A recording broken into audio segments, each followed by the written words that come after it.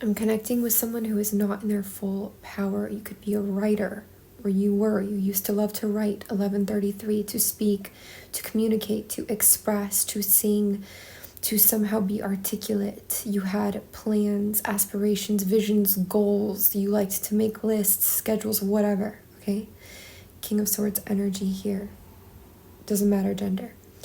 And you haven't felt good enough. Your self-worth has been totally hit.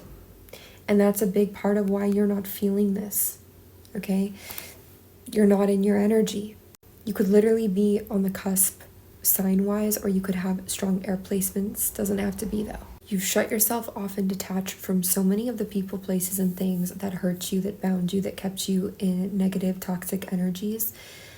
And in that process, it's like you've also shut yourself off from the sun, from community, from connection, from happiness, from joy.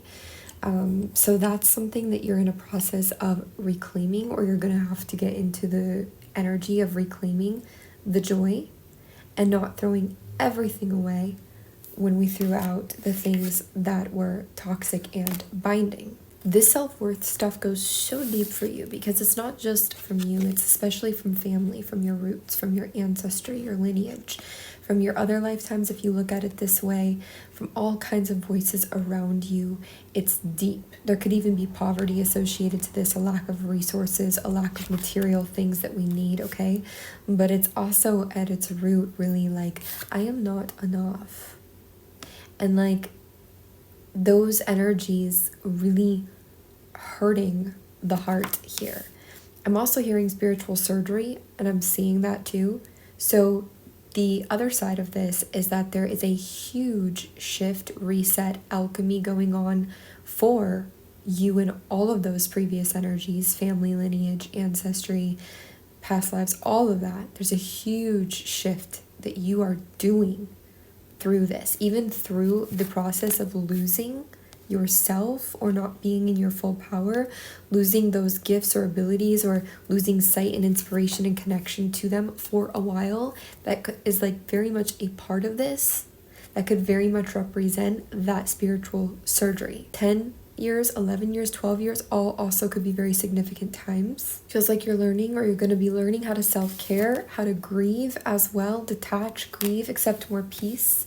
Also detaching from some of that ambition or that need, that desire to put out, also brings you more peace in a way. So it's like you're having to rediscover why you would in the first place even reconnect to this part of you, these aspects of you. Hearing emotionally devoid, you could be very closed up by not being in that vibe. So at the same time that you are, again, letting go of some toxic stuff, you're also shut.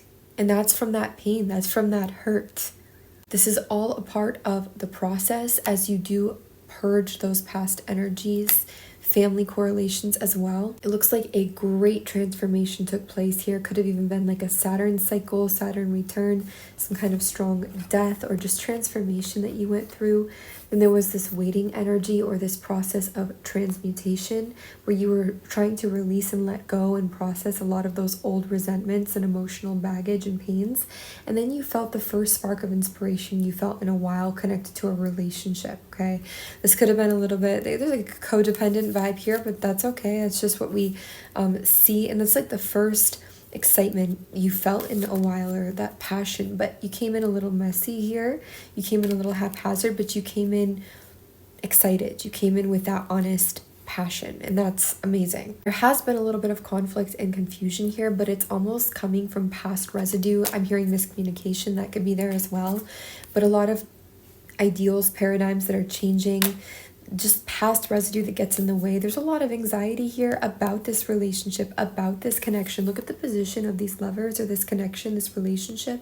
It doesn't have to be romantic, but look at the position of them, and then look at the position of them here. You know, they're huddled and afraid, both partly of their own childhoods, their own past, their own shadow, their own paradigms of before. Oops, sorry, 1140, and then a lot of fours right here. So this really speaks to foundations and subconscious structures of our psyche. You and this person both could have seen a lack of rewards in the past as well, like a lot of effort and hard work and then a lack of follow through or reward at the end. 505, a lack of payout somehow. That's also been very discouraging. It's reinforced some of that lack or that low self-worth energy. Keep you very suspicious, very guarded, very not trusting, very shut door, very in your own world, in your own space.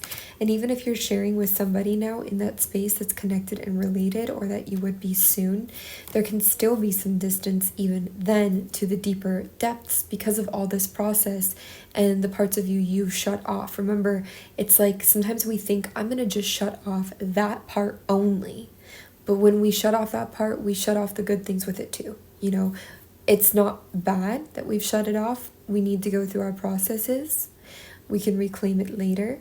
This is self-protection. It's transmutation. It's alchemy. It's what we have to do. But sometimes also people help us to remember. Other people come in, situations come in, they help us remember how to turn that back on in a way that we can actually deal with the bad parts too and handle them where we couldn't before, so that we can reclaim the good parts and that we can build a different association, a different relationship that's healthier to those parts of us. Showing up very emotionally guarded. This person could also be, but it's especially your energy. You're in your own bubble. You're emotionally protecting yourself. If this person gets a little frustrated sometimes about that, just know, like, it's true. Like, you really are shut in some ways, but also that's where you have to be at. But it's not forever either. So if there's somebody really important to you, you might want to let them know that, hey, I'm in a process and I see that. I care about you, or I love you, whatever. This won't always be this way. I just have to take the time I have to take to still go through this. But just maybe reassure. Just some gentle advice. You can take it or not. You could also pretend to be something you're not to keep connections, to keep connected, okay? To keep fake friends, to stay in power, in control. Could even be manipulation. You could have done this before, you could do this now, but this could be something that you are prone to. Just be aware of it, all right? It makes sense if you think about why it would be like this, so it's just good to be aware of that reality. It does feel like sometimes you're still entertaining some of that roundabout vibe, like going around and around. You're not ready to totally jump off yet. 1144, 737, and fully claim the stability and the power of yourself in your life, as we've already established. But again, you are working on it. Look at how she's pulling these attachments off of her skirt. Look at how they're starting to shrink. Look at how she's working with these energies, viewing them differently, emotionally stepping up and trying to mature in a lot of ways. Like, that is the process you're in. Patience with self is really important. Understanding of yourself is really important, especially if you've got important relationships. The more you understand you, the more they can understand you, or even just be reassured by your energy of you knowing that you know you. So make sure you touch in when you can. 818. Also, this might have been more of a period of rest for you, of rejuvenation, relaxation. Again, understanding, reflection, forgiveness. That's okay. That's normal. Some of your mental confusion or feelings of indecision can come because you are between two different paradigms, two different worlds, two different mindsets. And sometimes you're going back to the other one, and it's reinforcing that stuff that you're moving out of. And then sometimes you're in the new one, you know, and then it's reinforcing the new, and one seems confusing when you're in the other. And like, when you kind of go back and forth, you're just kind of in the middle, in the balancing game, okay? And there's like these things that we need to achieve and do, and then there's the things that we feel we want to, and there's a push-pull between them. You're unlearning a lot. You're breaking free of a lot of systems and traditions. And then there's, of course, those things that still reinforce it. So the confusion, to be expected, also a normal part of the process. I'm hearing your guides say, but you choose what you want to set free. It's your angels here, actually. 919. And just for a moment, let's explore this topic with the last seconds we have, that it's not about different people. It's about the depth of energy. Everything else follows there. The expansiveness of energy, everything follows from there. So release the stress, the burden, and the worry of having to create something or make something or figure out who, what, when, okay, how. Like, you are everything. You are the energy, the source, the root. Everything else will follow from there, including the ultimate love, even with who is there now, but a different energy.